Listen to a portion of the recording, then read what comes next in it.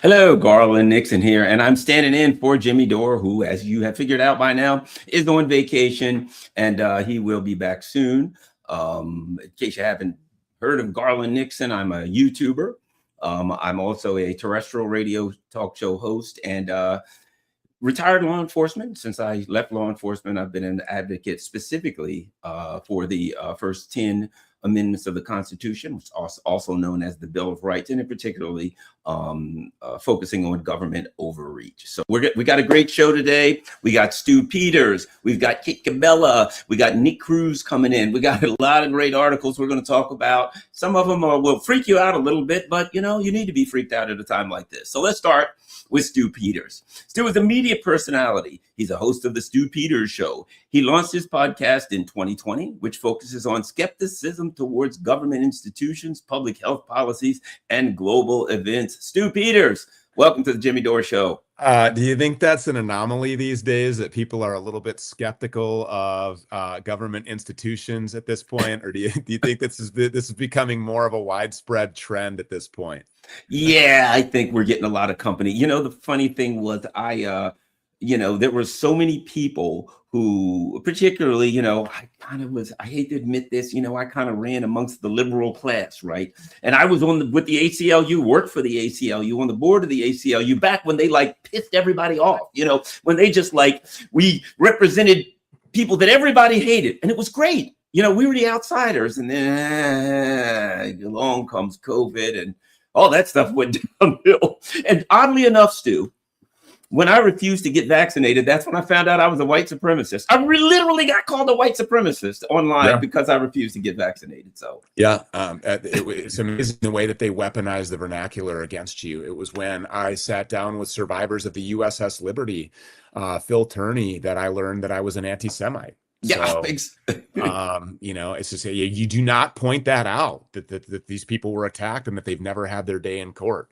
And it is really obvious where the barriers are. And now on YouTube, everybody that was dismissed for COVID disinformation has been welcomed back, because it turns out that all of us conspiracy theorists the entire time were true, which is kind of how I came onto the scene. And now people know me for digging into, obviously, everything that the government has been lying about. So there's no shortage of content, from the Iran war to the assassination of Charlie Kirk. And I think that that's what you wanted to talk to me about here today. Absolutely. Yeah, you've been doing some good work. Once again, we're talking with Stu Peters, and we're going to be talking about the Charlie Kirk assassination. He's got some new evidence that will kind of freak you out a little bit. By now, it probably won't. It probably won't. He's got new evidence that the White House maybe, possibly, is linked to the Charlie Kirk assassination. Stu, let's get started. What do you have? Well, let's rewind just a couple of weeks so that there's some context to get to that point. For those of you who are unfamiliar with my show, first of all, you can find me on X and Rumble, the Stu Peters Network.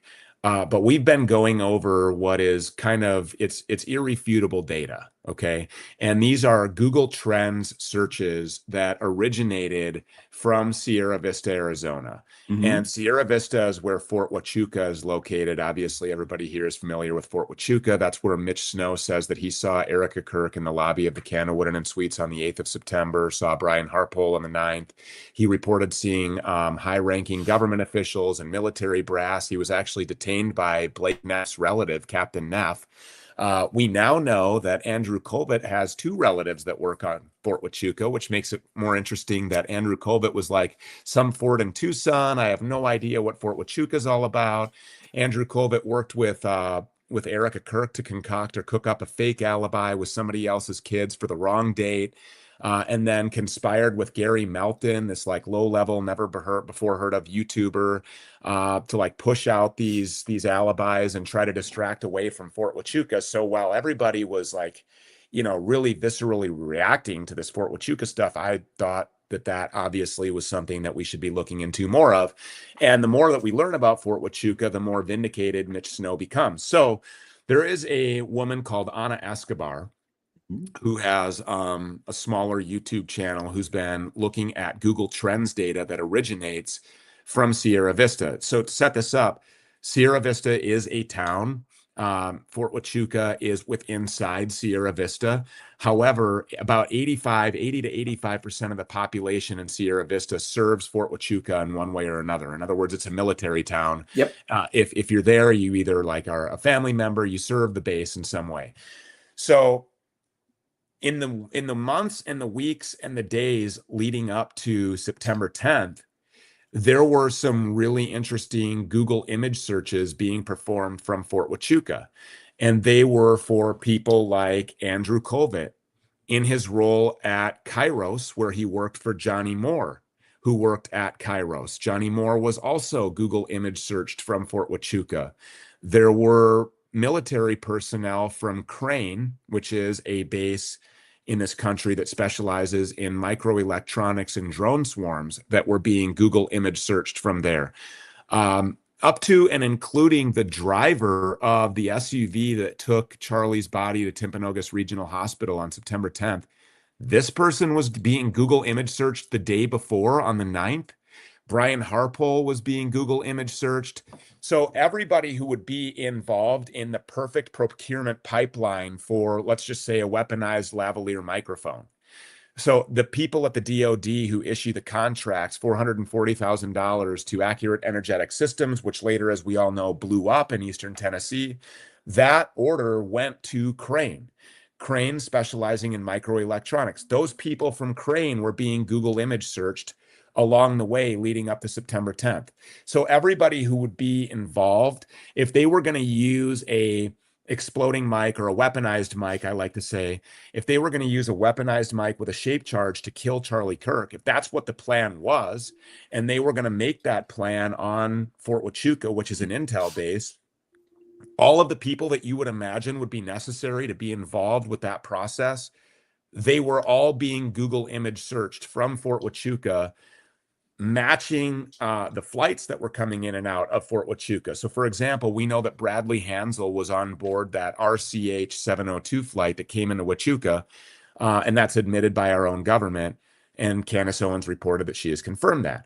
So Bradley Hansel, being the Undersecretary of War, was on that flight. Well, that day, he's being Google image searched from Fort Huachuca.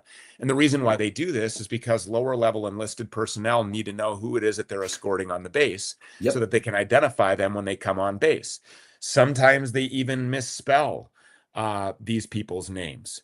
And I just got to thinking that there was a person who we have yet to identify, and that's whoever the SAM was on board SAM Flight 702, which left on the 9th from Fort Huachuca. Okay. Bradley Hansel wouldn't be the SAM. He wouldn't be a VIP that would require that SAM identifier. And for everybody that doesn't understand this, special air mission flights, SAM flights, they can only be approved by or ordered up by the president or the vice president or somebody who's doing the business of the president or the vice president. They are going to deliver a message on behalf of, or receive a message for, or do the business directly for the office of the president of the United States or the vice president of the United States. So if Bradley Hansel is not a SAM, who would be? I think that Mitch Snow, if he saw President Trump on the base, he probably would have recognized him. The same is probably true for JD Vance. Maybe not Susie Wiles, the chief of staff for the president. Well, she's sick with cancer. We hope that the pain doesn't last for too long. We'll pray that it takes her quickly. But what about the chief of staff for the vice president? What about, and like, who is this guy even? I've never even heard of him. So I started to look at who this guy is. His name is Jacob Recess. If you, that's how his name is pronounced, Recess. Mm-hmm. And if you go and you look at, so I was immediately like, well, let's go look at the Google Trends data from Fort Huachuca to see if Jacob Recess, and there was no results. His name is spelled R-E-S-E-S, and it looks like it's pronounced Reese's. And there was no results there. So I was a little bit, intrigued because Mitch Snow had said that there was this guy on base that was really short, so short, in fact, that people had to like bend over to talk to him. Mm-hmm. If you guys go and look, if you go Google Jacob Recess right now, R-E-S-E-S, one of the first articles that will pop up is an article about how Jacob Recess, the vice president's chief of staff, has decided to leave the United States government unexpectedly. He's out. 15 months into a new presidential administration, you're the chief of staff for the guy who's basically a shoe-in to be installed as the next president because he's the creation of Peter Thiel, who's going to usher in this AI-driven super surveillance hellscape. Why would you just leave? All of a sudden, it just doesn't seem right. Now, the reason that they have cited is because his wife is pregnant. I think that JD Vance's wife herself is pregnant. He's not leaving the government. I know a lot of people whose wives are pregnant. They don't leave their job. But when you start to look at who Jacob Recess is and where he came from, when he was in high school, he was working with the Clintons. So he obviously plays both sides of the fake aisle. He went on from there to work with the Heritage Foundation. They're the authors of Project Esther, which is the 34-page initiative that everybody, I think, should read. It kind of like lays out the blueprint for everything that we're seeing right now today. And the reason why the trajectory, like the merging of the United States with Israel, Jacob Recess would be a part of all of that, very integral part of all of that. He is Jewish and he's about 5'3". He is very, very short. It would be a person that would be on base that would require, a Secret Service detail. Mitch Snow says that he remembers that this really short guy was kind of surrounded by a Secret Service detail. And I just kept thinking to myself, well, why would there be no Google image trends data on this guy if for everybody else that's in the perfect procurement pipeline, they are? So like, what's wrong with the theory here? What's happening with this guy? Well, when Ana Escobar learned that I was looking into this Jacob Recess, she was like, hey, you know, a lot of times these enlisted personnel will misspell the name. If they're hearing it recess, they're probably spelling it Recess. Hey, Jacob Recess is coming on base today. You got to go out and escort him onto the base. So she went and searched V POTUS, Jacob Recess, misspelled Recess, COS. So in other words, Vice President of the United States, Jacob Recess, misspelled Chief of Staff, and bang, there it was. On September 8th, 2025, he was being Google image searched in his official capacity as the Chief of Staff for the Vice President. So I'm thinking to myself, oh my God. Well, then somebody reminded me that when Brian Harpole sat down with Sean Ryan, you know, like trying to and failing miserably to talk about autopsies and everything else, there was something really interesting that he said. He said he was there at the hospital and he was on the phone with the vice president and he was standing next to the chief of staff. And, you know, that may have kind of like missed me at first, but it hits a little bit different now knowing what I know. So Mitch Snow's testimony, which with every day that passes, with every little single piece of evidence that comes out of Fort Huachuca, with the suspect way in which these people have responded about Fort Huachuca, he becomes more and more vindicated, more and more corroborated is his first-person eyewitness testimony. And now he's talking about this really short guy that was surrounded by a security detail, so short, in fact, that people had to bend over. If you look at the picture on the front page of the NBC News article about Jacob Recess stepping away from the United States government, he's standing next to J.D. Vance. He comes up to like here on J.D. Vance. Right. The guy is a swarmy little, tiny little man. And he's leaving the United States government. He's being Google image searched on Fort Huachuca. And, you know, his name is being thrown around by Brian Harpole. So I would just like to know who was aboard SAM Flight 702 and was it Jacob Recess? There's no public information as to where he was on that day. And I just find it curious that when the heat gets turned up on Fort Huachuca, there's probably some sort of a panic going on. We know there is at Turning Point because they're coming up with fake alibis with different people's kids for the wrong day and then using random YouTubers to try to push these alibis. And was there a panic? You know, was there a panic inside of, you know, the vice president's office? Was there a panic at the White House? Because I am convinced that this was a high-level military operation that goes all the way to the White House. I think it goes all the way to Tel Aviv. I think that this thing was sloppy. There were some unaccounted for variables that happened here. I think that if the theory is correct about a weaponized lavalier microphone, that one of the unaccounted for variables was that that thing malfunctioned, which sent the battery and other shrapnel flying in directions where maybe a neck wound wasn't intended to begin with. And all of the trauma was meant to stay on the chest because that would be consistent with the 30-06 narrative. I think the other unaccounted for variable here is Mitch Snow being on Fort Huachuca, seeing what he saw. And, you know, with everything that we have now learned about Jacob Recess, I actually got a text from Mitch Snow last night saying, well, you are going to really force the hand on pushing the gas pedal down on this narrative and speeding things along.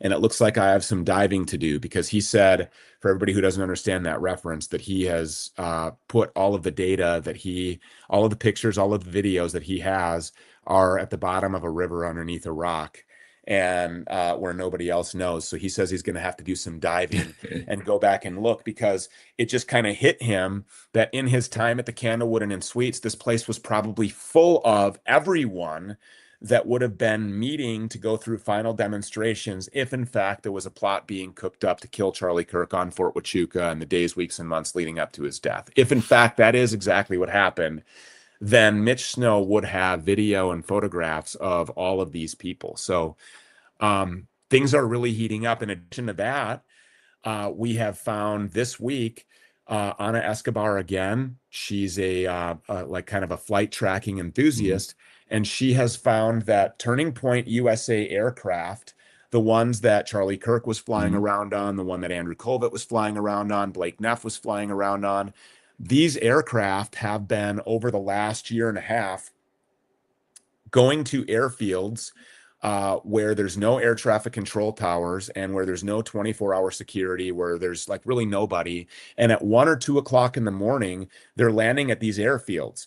I will note that these airfields, by the way, are the same ones that Iran-Contra was run out of, Right. and that the Cocaine Cowboy ran out of. Right. And they're spending 20 to 30 minutes on the ground on these airfields, and then they're going off to larger regional or even international airports, and then they're meeting up with jets that are owned and operated by Miriam Adelson. Miriam Adelson owned Boeing business jets, and they're spending 2 or 3 hours on the ground with these Miriam Adelson owned jets before then Miriam Adelson's jet leaving and going directly to Tel Aviv.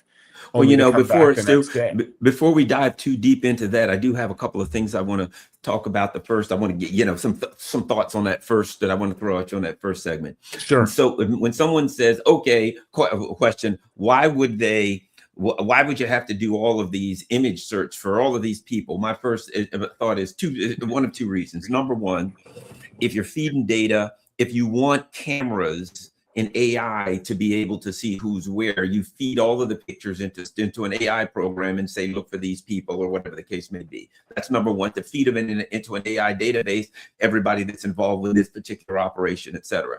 Number two, if you have someone who's coming from out of the country, someone who's involved in this operation who is not familiar with everyone, you want to get pictures of everybody. You want to give these people the pictures and say, these are the people to meet with, or to do this, or not to shoot, or to, you know, whatever, you know what I mean? You want to get the data of everybody involved for someone who may not be knowledgeable about this, who needs to know who's who, or maybe other people who are involved in this operation who needs to know who's who. So I can they need a base pass. They need an escort.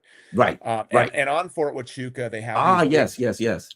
They have these big balloons that are suspended up into the air, and they have cameras on them that are capable of zooming in 100 miles. They can see Fort Bliss from Fort Huachuca. So these things would be fed with, these people are authorized. When they realized that Mitch Snow was on base and unauthorized, what happened? He was swarmed by everybody. He was detained. They called him a bomb threat, and he was questioned for hours by Captain Neff. And your computers your cameras all over the base. You feed those into the AI camera. Again, these are the people that should be, that shouldn't be. You know what I mean? There's any, like you said, you may need ID, and you may need to feed them into computers as an AI database to look for these particular faces, or whoever's not those particular faces. So there's a number of reasons that. And some officer is telling the lower level enlisteds that are going out to the tarmac or to the Sierra Vista Airport or to the Candlewood and Suites to pick up their principals to bring them on base for a meeting. They're telling them, hey, need you to go pick up. Oh, this is a big one. This is Chief of Staff for the Vice President. This is Jacob Recess. So do whatever you got to do this morning. Prepare for your transport, your escort. It's going to be Jacob Recess coming on base. Well, what did that guy hear? He heard he was the Vice President's Chief of Staff. His name is Jacob Recess. When he goes to do his work on his computer, he puts in VP OTUS, Vice President of the United States, Jacob Recess, and then puts in his title, COS, Chief of Staff. They're using very specific vernacular. They're using their titles. They're using DIA in their titles. And there were intel people that were coming on. There were people from Crane coming on when Johnny Moore, or being searched, I should say. When Johnny Moore was being Google image searched, he was being image searched under his official capacity as Kairos, which these are the people who they develop messaging and strategy for crisis situations. There was going to be a crisis situation that would require messaging and strategy. And when they looked up Andrew Covet, who worked for Johnny Moore at Kairos, they didn't look him up as Andrew Covet, Turning Point USA. He was Google image searched at the same time as Johnny Moore, which would indicate that they would have been arriving on base at the same time if this theory is accurate. And they searched him also in his position at Kairos. They searched Andrew Covet Kairos. When these people are being searched in their official capacities and for what reason they are coming onto the base, they're being searched by these enlisted personnel, sometimes with name misspellings, etc. And just a caveat here, Makes sense.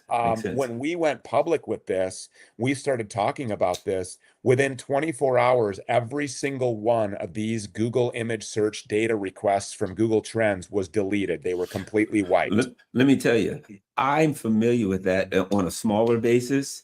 And I know that stuff happens. You'd be even on a minute basis. They pay attention to what's happening and they hide their tracks. I just had something on YouTube one time where I did a video and I showed the analytics and I said, look at this. My YouTube traffic went down by 40%.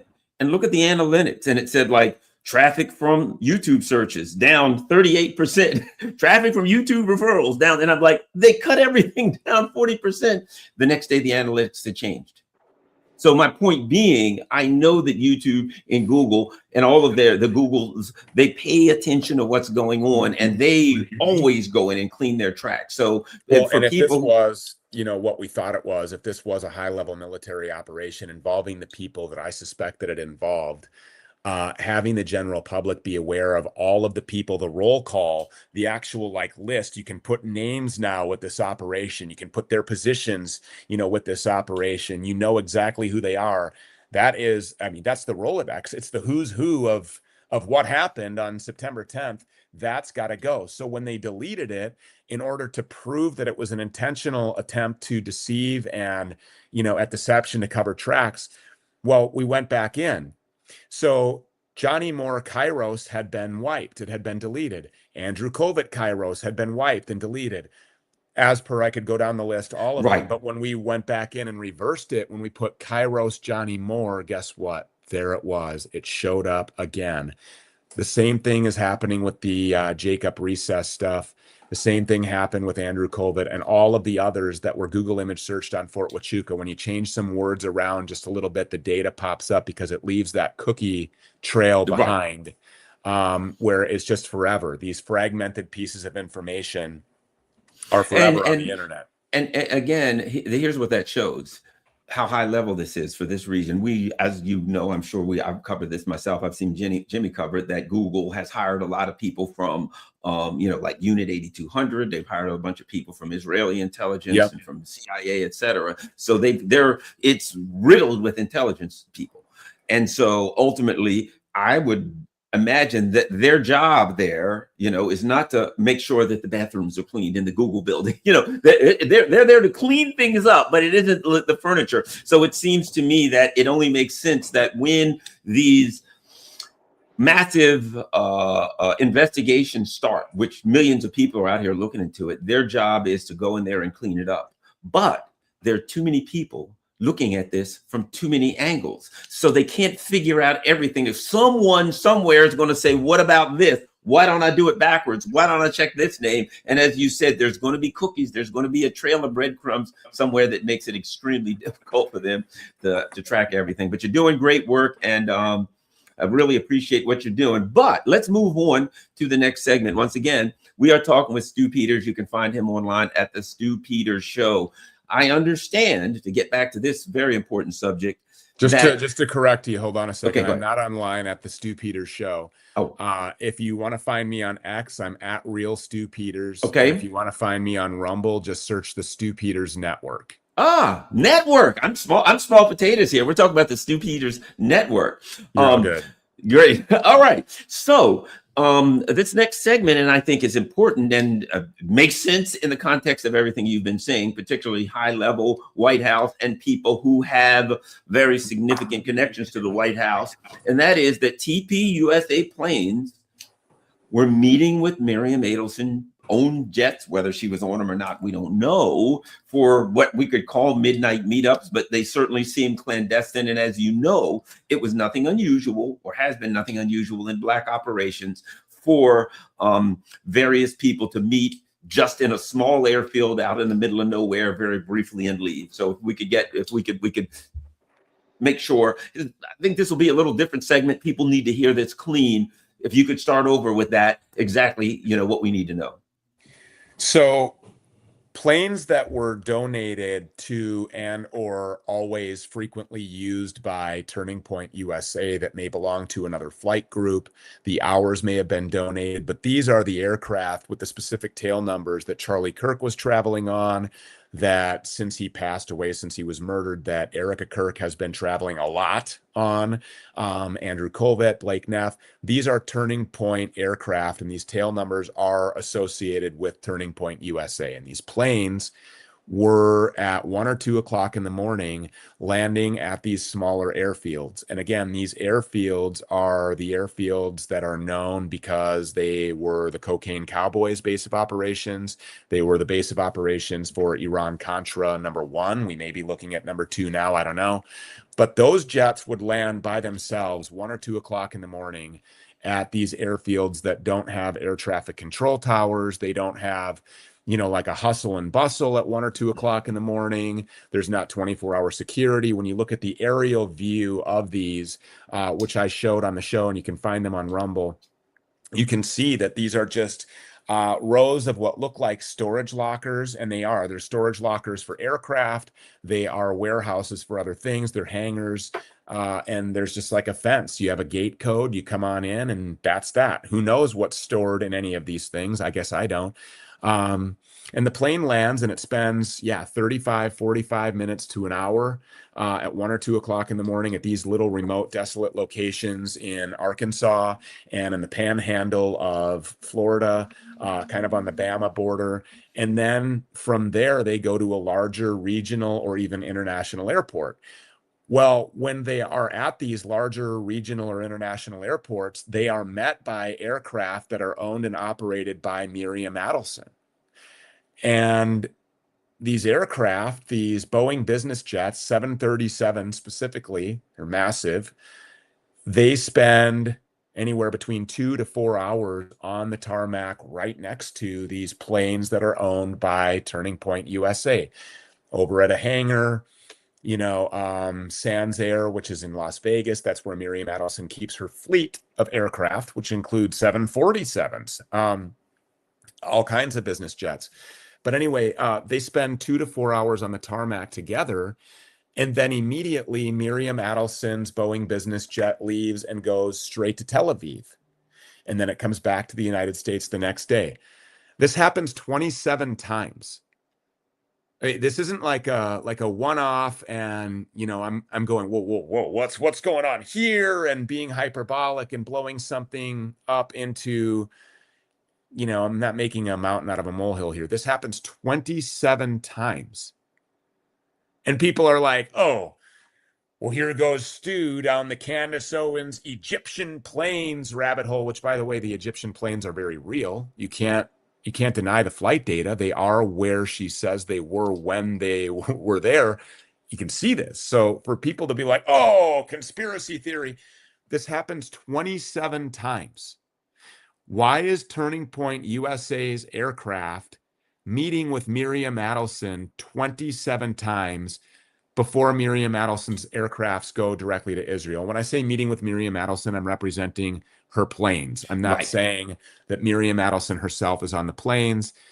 In fact, her she network, probably her associates, or more than likely employees, whatever the case may be. Yeah. What's on these planes? You know, what is it that's being either picked up or dropped off at these small airfields? Why are they going directly then to meet with Miriam Adelson-owned planes that then go directly to Israel? What's on these planes? And you know, are they having donor meetings at the Cocaine Cowboy airfield at 1 or 2 o'clock in the morning? Are they arranging for donor relationships and meeting new people at the Iran-Contra airfield at 1 or 2 o'clock in the morning and shaking hands for 20 or 30 minutes?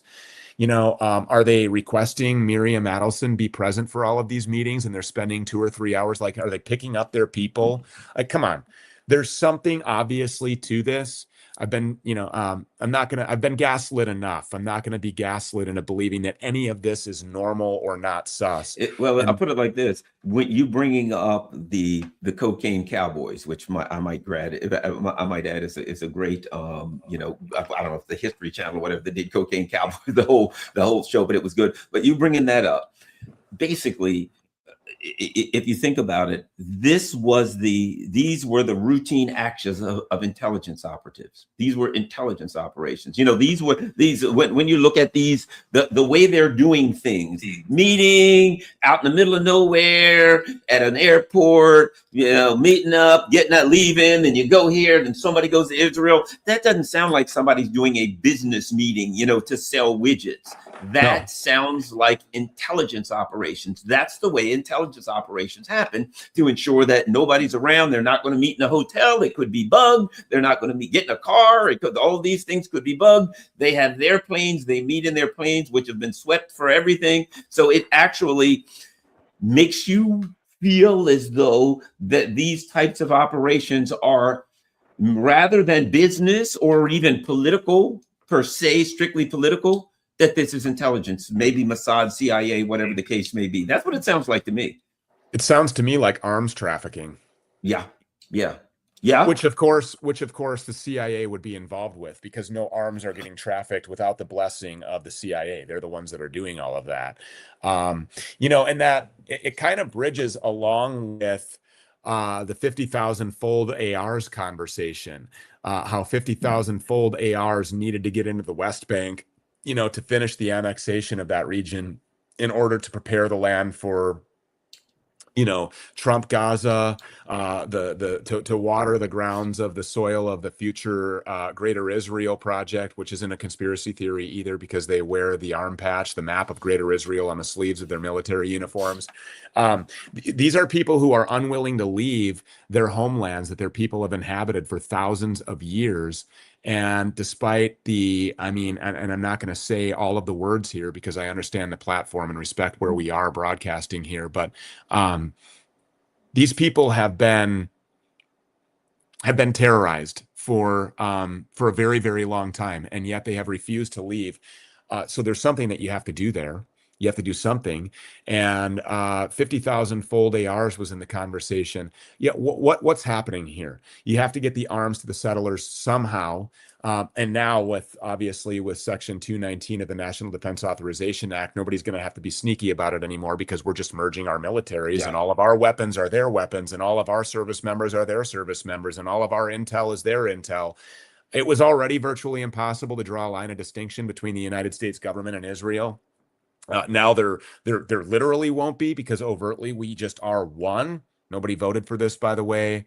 Nobody sees this as a benefit. There's no upside to America or to Americans for any of this, but they're just going to ram this through regardless. And so with that going on, you can see that there is a need. There is a need. Who's fulfilling the need? Right. And when we had the Leah Files on just the other day, she used to work alongside, or even at the agency. When I say the agency, I mean the CIA, doing deep dive, follow the money, forensics audits of financials. And she was on the other day, and even the financials suggest that in a post-Charlie Kirk assassination world, Turning Point USA is acquiring all kinds of land, all kinds of warehouses. What do they need all these warehouses for? Is it for the yard signs, for the Get Out the Vote initiatives? I don't know about that, because apparently Turning Point USA is not even a political arm. Right. They're not political. That's all I know them as, is politics, political activism. But apparently, according to their business filings, they're not, and they're spending a lot of money. Remember, Charlie Kirk, before he died, he wanted a Doge-style audit of his company, and he not only wanted to know where the money was going, he wanted to know specifically where all of this money is coming from. Where is all of this money coming from? Remember, this was the kid who gave an elevator pitch to start this company, which is now dealing with hundreds of millions of dollars, billions of dollars. Yeah. He wanted to know, where is this money coming from? And he never got around to finding out. No, that couldn't happen, because it's like so many other things when you start talking about intelligence money, that organizations are used to launder money. Organizations are used for various functions. I mean, you can look at There's when you talk about the gangs in Haiti, how are people that don't have food running around with $2,000 machine guns, and then some guy from the CIA gets caught trafficking guns into Haiti? You look at Ukraine, all the money that's going there. I mean, all the weapons supposedly going to Ukraine, then it shows up in Africa in the hands of like some terrorist organization, right? Yeah. And now there's a terrorist organization that the American taxpayer funded, that the CIA radicalized and armed. Yeah. So these, once the intelligence agencies get their hands on an organization, it becomes a multi-tool. You know what I mean? It becomes something that they can launder weapons, they can launder money, they can launder everything now. And the problem, if someone like Charlie Kirk thinks, well, I'm here for the cause, and let's do this thing for the cause, and he starts asking too many questions, the cause becomes bigger than him. And as we've discussed, they were planning on doing this. They were right on the verge of doing this Iran war. And there's certainly a lot of evidence that Charlie Kirk wasn't thrilled with that. He would have been a problem. Yeah, and it seems to me there's a significant issue there that had to be remedied, shall we say. I mean, I wrote right after he got killed, actually on my Substack, I wrote an article, and that's the first thing that came to mind was, well, he was like kind of not in favor of this, but gee, now he's out of the way. I don't think that's coincidental.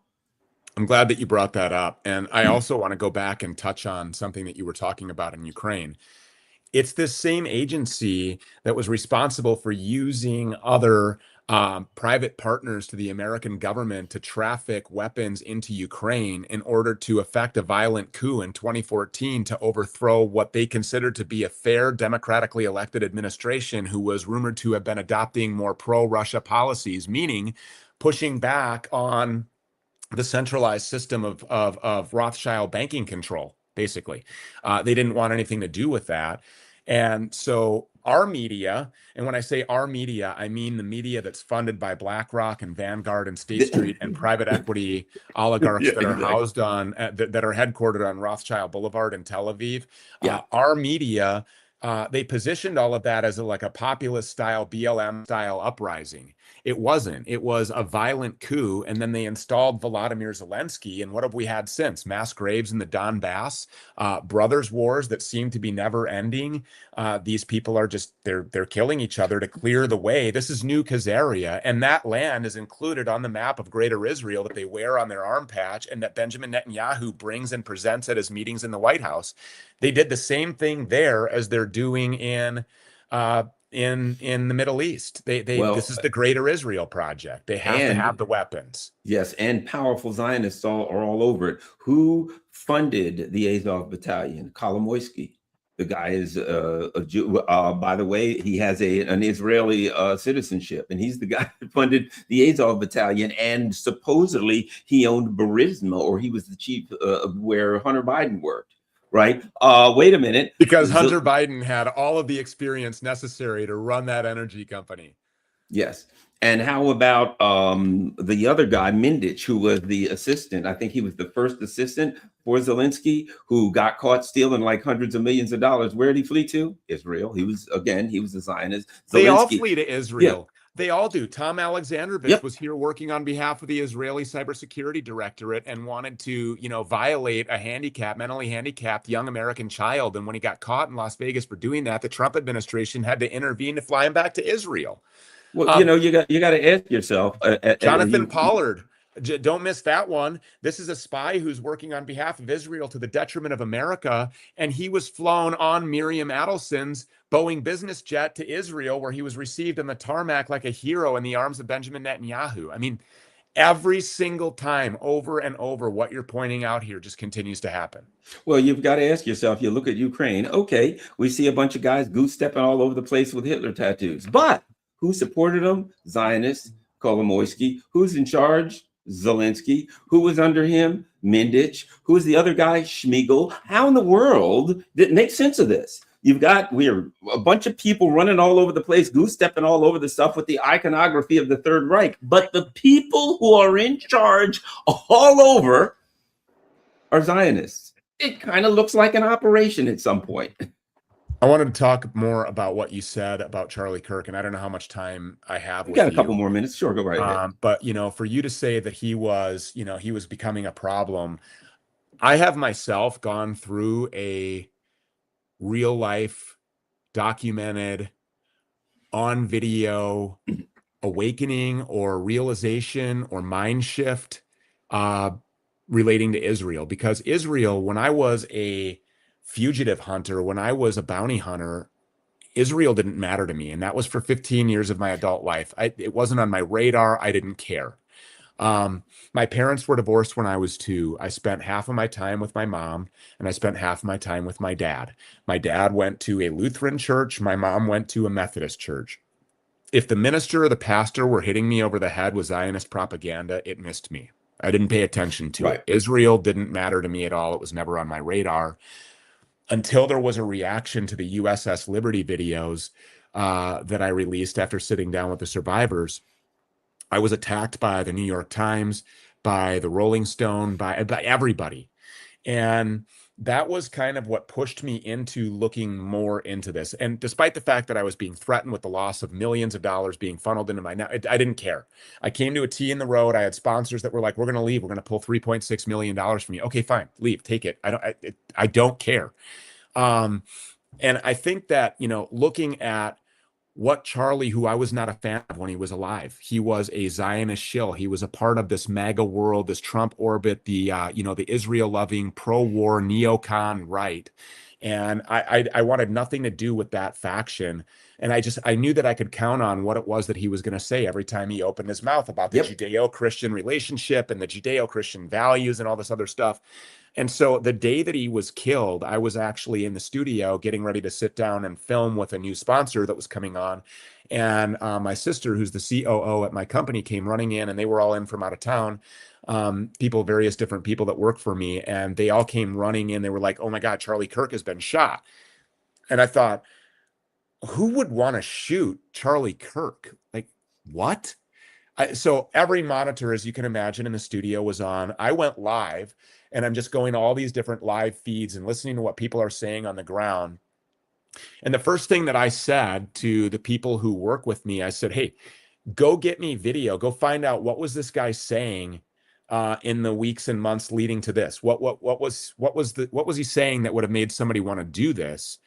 And it became immediately evident. It wasn't something that he was hinting around about. He was very openly pushing back on these people. And then privately, he was saying things about how he was going to be forced to leave the pro-Israel cause. His words, not mine, not a theory that I made up or you.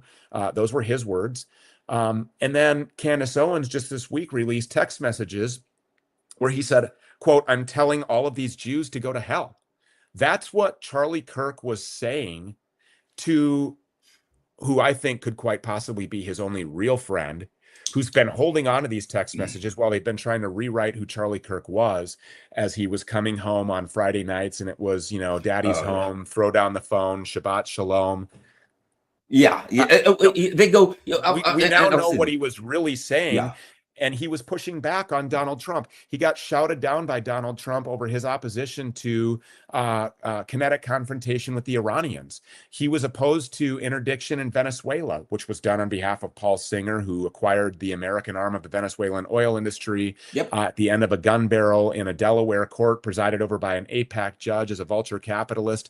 All the talk about Greenland, Charlie Kirk was against that, which was on behalf of Ronald Lauder, the heir to the Estee Lauder cosmetic brand, the president of the World Jewish Congress, who's the one who talked Donald Trump into acquiring Greenland in the first place, another vulture capitalist who, guess what, has millions of dollars in interests in Greenlandic water bottling companies. Whose son-in-law, Kevin Warsh, is the Fed just chair. Got installed as the Fed chair by Donald Trump. It never stops, does it? It just never stops. But I'm with you. There's so many of us that have these moments of awakening, and certainly Charlie Kirk did. And, I've had people say, well, I don't like that Charlie Kirk said this and that. And I said, you know what? When I was young, I said stupid things.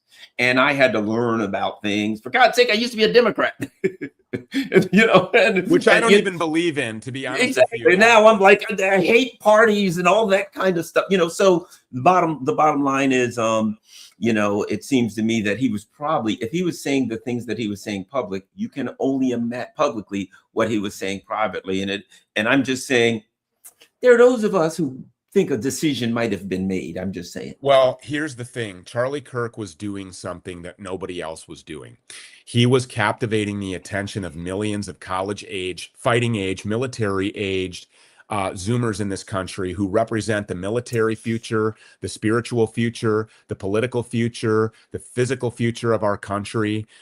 He was going on stages across the country talking to these people, and he was doing what nobody else could. They were hanging on every word that he said. He was written into the pipeline as, probably a shoe-in as the vice presidential, candidate to a J.D. Vance presidency. This would have been a problem when he would have gone on those stages and said that he was going to be forced to leave the pro-Israel cause, because millions of them would have left with him. And rather than being a vice presidential running mate with J.D. Vance, he would have run against J.D. Vance. Yeah, absolutely. J.D. Vance, the creation of Peter Thiel, Vice President Palantir. They have to usher there's so much on the line here. And although be it not trying to, of course, minimize the tragic death of Charlie Kirk, because I miss him already. I mean, now knowing what he was doing, I can see what a real man of conviction he was, a guy that we really need in this country. He would have been a big problem for ushering all that in, and the implications of this are just so far reaching. The bottom line is, they can't allow an independent thinker. You've got to be part of the system, and you got to say whatever the system says I'm okay with. If you question things, that's unacceptable. Stu Peters is a media personality and host of the Stu Peters Show and the Stu Peters Network, correct? Yeah, the Stu Peters Network is where you can find me on Rumble, at Real Stu Peters on X. And I'm not one of these guys that will stay on the plantation and do as he is told, which is why I don't have a blue check mark, which is why I'm not monetized everywhere, and which is why you won't find me on Instagram or on Spotify or any of the above. So these are the places you can find me, and rest assured that I don't say these things for likes or clicks, because there's no way for me to make money on likes and clicks. I'm demonetized across the board. These are the things that we say because they are true, and I will not be gaslight or pressured or bought into saying anything else. So thanks a lot. Well, thank you very much, Stu. Thank you very much for having me. Tell Jimmy that I said hello. I can't wait to see him back here in August after he gets off vacation. But by all means, I'm Garland Nixon. You're doing a great job. Thank you. Standing in for Jimmy Dore. And we're coming back. We're going to take a break, and we're going to come back next with Kit Cabela.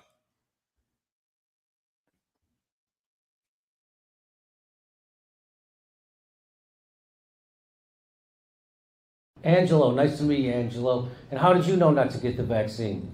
I'm young and dumb, I guess. You're young and dumb? No, you were young and smart. I was old and dumb. I got it. Did you have a job at the time? Yeah. What was your job? I worked outside at an amusement park. You worked outside at an amusement park? Oh, you're carny. Good for you.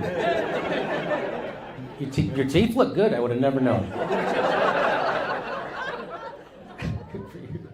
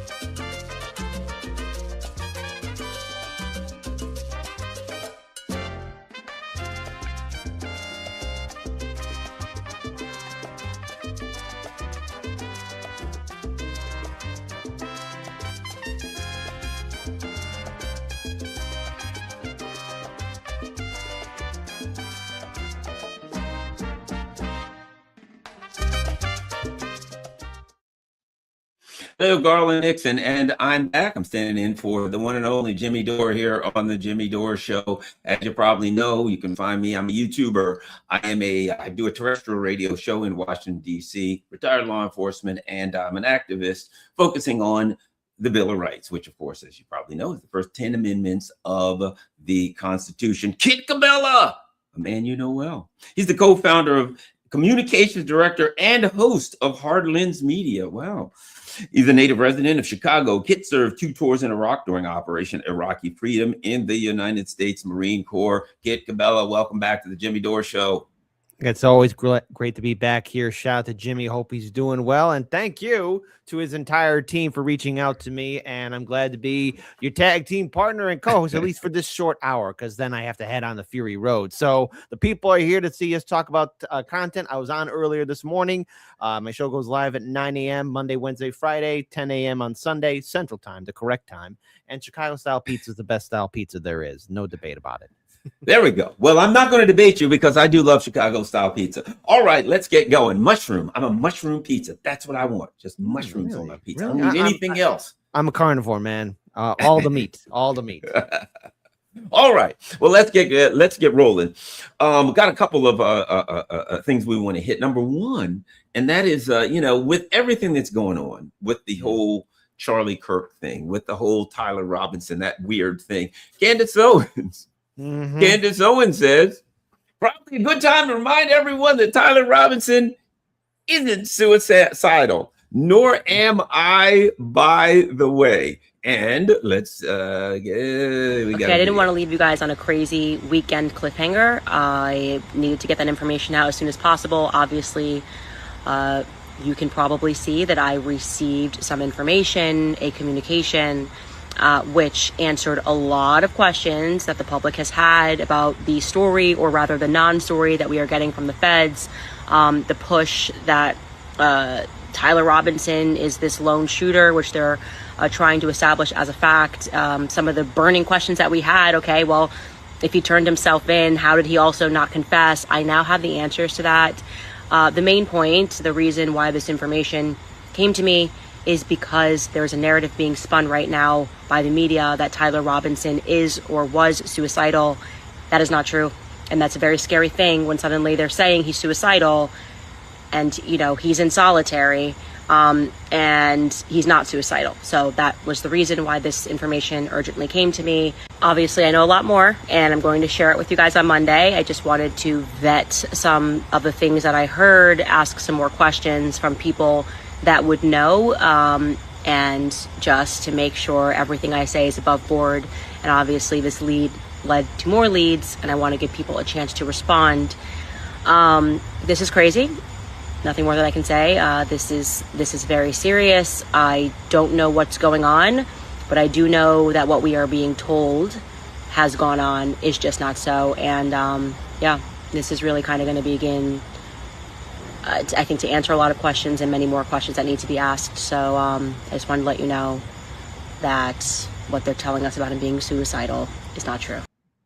We joke about those things, well, I'm not suicidal, but when you could start going into names, you know what I mean? You could go into Frank Olson, the MK Ultra guy, and then it came out, there's information that's come out that old Frank Olson had felt bad about some bio weapons that were used in during the Korean conflict, and might be talking about that.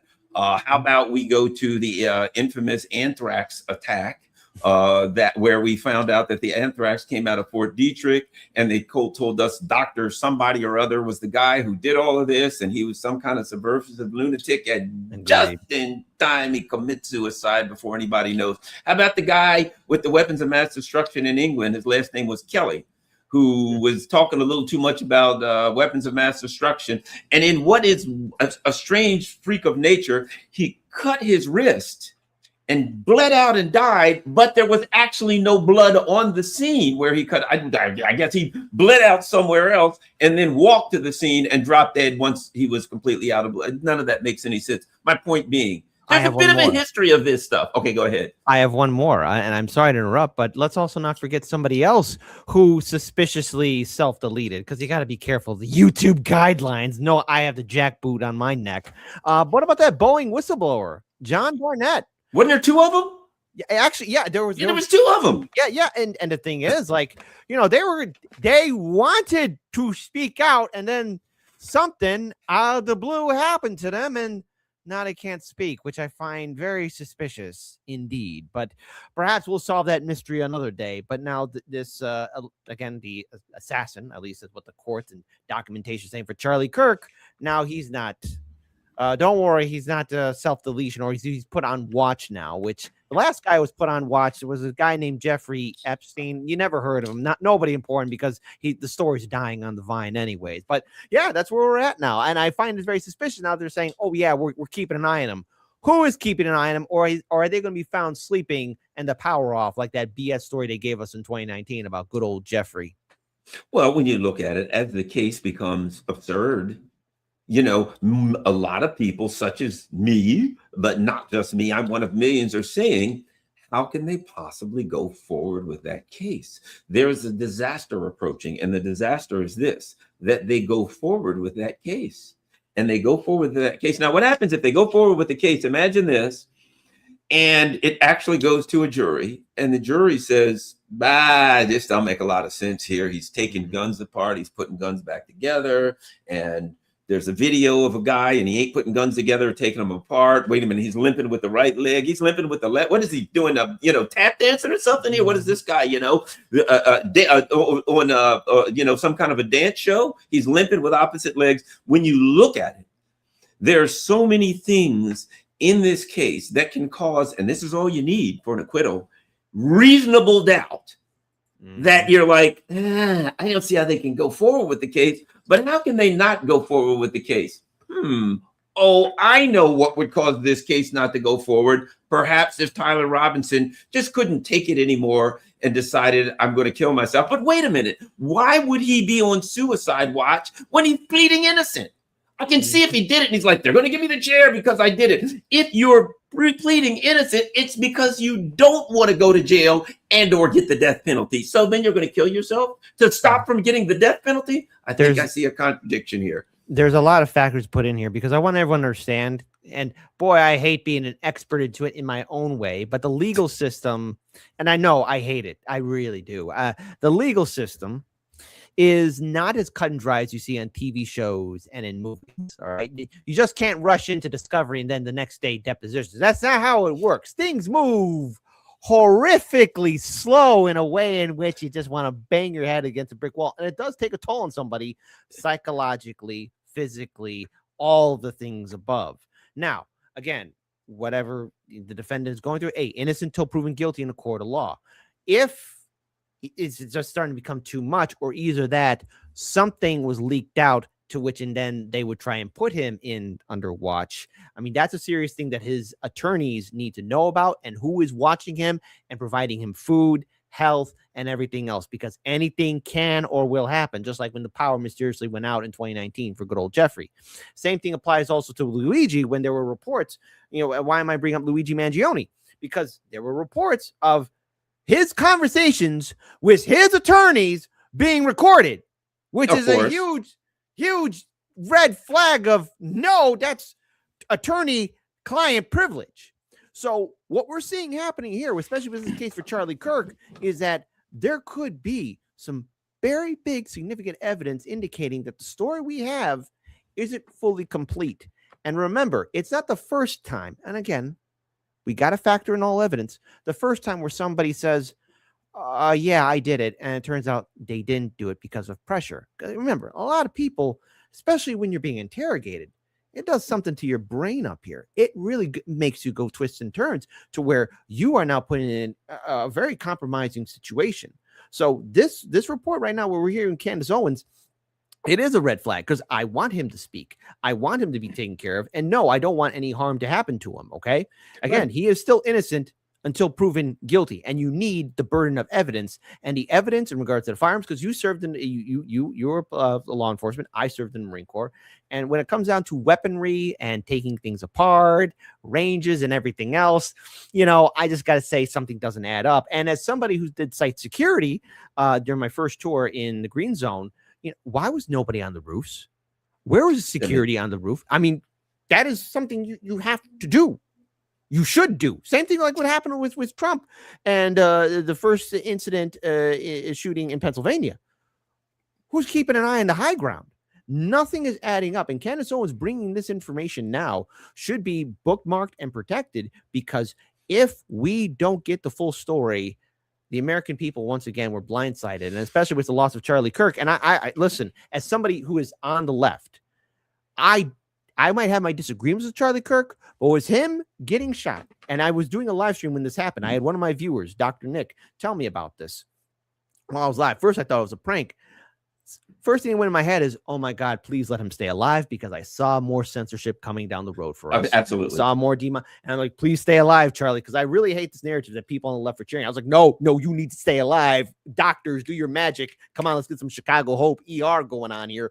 And we got none of that. And unfortunately, with Charlie Kirk's death, I've been feeling the squeeze. I think we've all been seeing how the landscape has dramatically shifted, and look at the 180 that TP USA has gone through. My immediate reaction when he got killed was this is and in fact I said this on the air. I said, I don't know who did it, but I doubt if it'll be the trans activist or the illegal immigrant that they accuse, because I knew at that point where we are. It's like you always know, is it going to be a Muslim person? And at that point it was illegal immigrants season. It was illegal immigrant and trans activist season.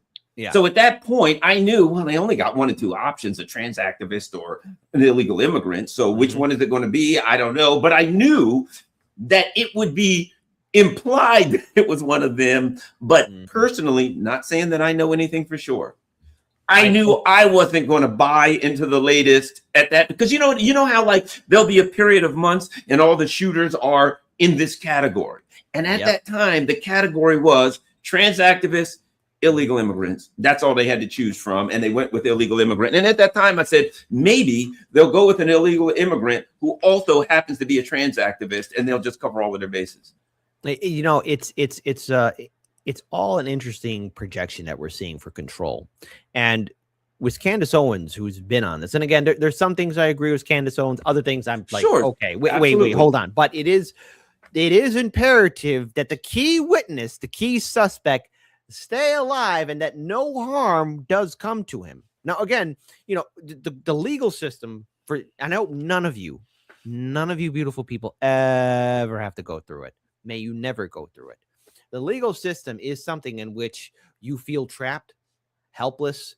It is not designed for a win. I mean, at the end of the day, the real winner is going to be the system. The house always wins. 90-some%. Yeah. The house always wins. Yeah, over 90% of your cases end with a plea bargain. Yeah, exactly. So the issue is now, where you have what is happening to this case for Charlie Kirk is the key witness, the key suspect must stay alive. But the incentive, why silence or why make the narrative of him being mentally unwell or him being on watch? Is it because they want to project that he's guilty? Again, you need to have the evidence. You need the footage. You need the DNA. You need the fingerprints. And also, again, the weaponry. Because as it stands right now, you would think the investigators would be giving this the white glove treatment. But already we've seen reports of the forensics, the weapon analysis isn't adding up as well. There's been some huge red flags in regards to just what exactly took out Charlie Kirk. Yeah. So it's and why again Charlie Kirk's such a high profile person, was there not more security? Because he was doing something that was unheard of. And I want to bring up something way back when October 7th of 2023 happened, when Israel went into Gaza, right? Or actually when the attack happened on Israel. He was the one, and he got a lot of smoke for this, saying, was there a stand down order? Because he's been to Israel. Yes, he did. He was the first big conservative commentator, because he brought up things that we all should know about. There's watchtowers, there's cameras, there's drones, there's spies, there's helicopters, there's airplanes, there's all this site security there in this open air prison. No one saw guys training with paragliders because listen, I just can't get on a paraglider and say I can do this. No, you need to have a little bit of training, at least understanding how things work. Nobody knew. Was a standout order given? And as we find out later with the New York Times, apparently Intel did know that something was allegedly going to happen. I don't know. If someone's going to come at me, I'm walking down the street, and I think you could relate to this. If we know that somebody's trying to jump us, you're going to keep your head on a swivel and not just let them punch you. You're going to be ready knowing that you're going to get jumped. Well, unless you want it to happen. There's indications that he was suspicious that people might come after him, but at this point, let's just as I said, as Candace reminds everyone that neither she nor Tyler Robinson is suicidal. Remember, he's pleading not guilty, which means he doesn't want to get the death penalty. It doesn't make sense that someone who's trying to avoid the death penalty, it is not logical if they tell you he said he just couldn't stand it anymore. He could have done it the easy way. He could have just said, I'm guilty, take me out if he wanted to go, but apparently he doesn't. Once again, we're hanging out with Kit Cabela from Hard Lens Media. All right. And now this is something that's kind of interesting. And that is, as I said, when it immediately happened, it's what category does the killer go into? Is it going to be illegal? Is it going to be trans? Well, here's something that's interesting. And that is, and this is interesting. Justin, Kansas just revealed that Charlie Kirk's medical examiner is married to a woman in the furry community. That's right, kid. It's furries all the way down, buddy. Let's take a look. I'm not ready for this anarchy. Well, let me see. I got to find our furry friends, because somewhere. Okay, give me a second here. We need That's the all video. good. That's all right. We need the video, but and I've got the video. It just sometimes takes a few seconds. All right, let's find the video. There we go.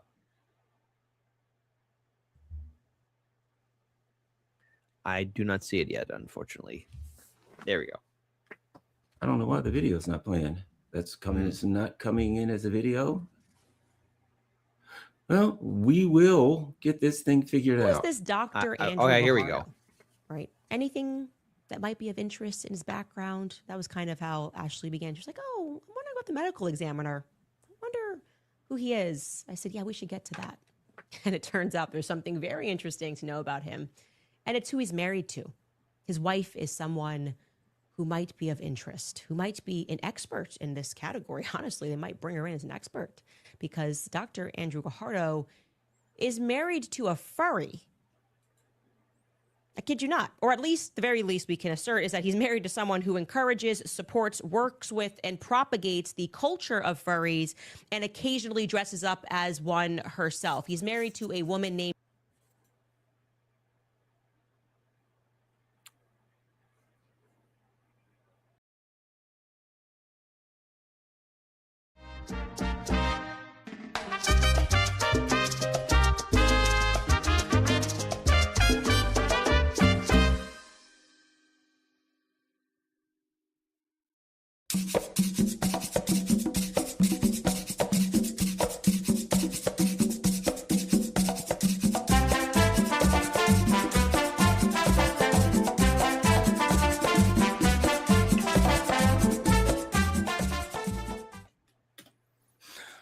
Computer's doing strange things on me here.